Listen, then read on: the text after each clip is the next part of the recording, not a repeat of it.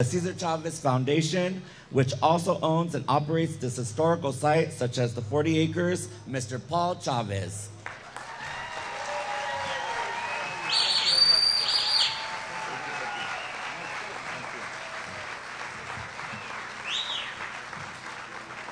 Good morning, buenos dias, and welcome to the historic 40 acres.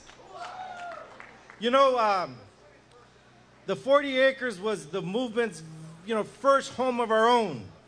And throughout the years, it's played a big part in the history of this glorious movement. In looking around behind us, we have the gas station, the cooperative gas station, which was the first building that was built here.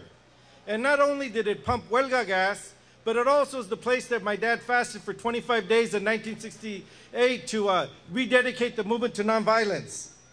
And then over here, I remember growing up, it was the place that they parked a mobile clinic before they had a chance to build the permanent clinic back over here. And behind us here was the first headquarters for the United Farm Workers Organizing Committee.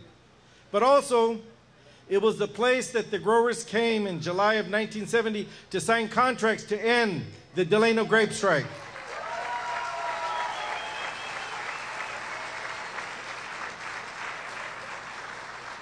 It was also the place later on in 1974 where the movement built the Agbiani village to ensure that our Filipino brothers had a decent place to live. And it's also been the site of many fundraisers and meetings and rallies. But the fact is that everything goes back to the 1965 strike. The work continues on a daily basis, and one of the things that we've done in the Chavez Foundation is, which was also founded in the 60s, in 1966, under the name of the National Farm Worker Service Center. What we do is we have this tradition where we strive to keep alive the names of those peoples on whose shoulders we stand today.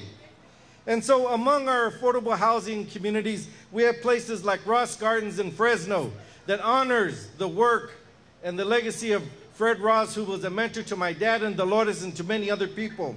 There's Casa Velasco in Fresno that's named after AWOC and UFW leader Peter Velasco.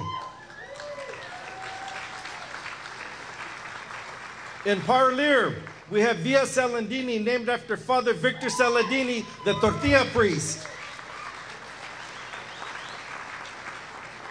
We have in Fresno Plaza Mendoza, named after Crescencio Mendoza, the movement's first organizer in Fresno County.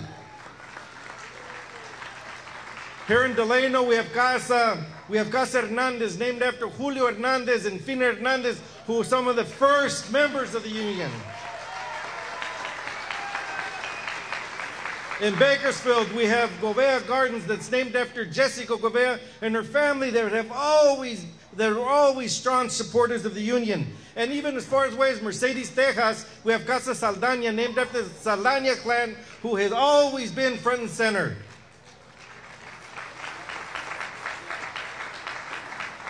And while we would like to take credit for that tradition, the fact is that it's something that began way before us. Here at the gas station, here at the 40 acres, the gas station I mentioned is named after Tomasa Zapata, a striker that passed away of cancer during that first strike. We have the clinic that I talked about, is the Rogelio Terrones Clinic that honors a young man that gave his life for this movement. There's the Pablo Agbayani village that honors an AWOC member that died on a picket line. There's the Ruther Hall that commemorates the work of the UAW and the Ruther brothers. And there is even the Reina Olivas Daycare Center. My dad talked about his work. He said that his job as an organizer was to help ordinary people do extraordinary things. What he did was he inspired the poorest of the poor to believe that they could succeed against tremendous odds. And I think that all too often, we don't get the opportunity to thank people until it's too late for all that they've done. So today we gather to honor many of you who have done the impossible. And so today we'd like to thank each and every one of you for the sacrifice and the commitment and the example that you put forward 5 decades ago. Thank you all very much, and viva la causa.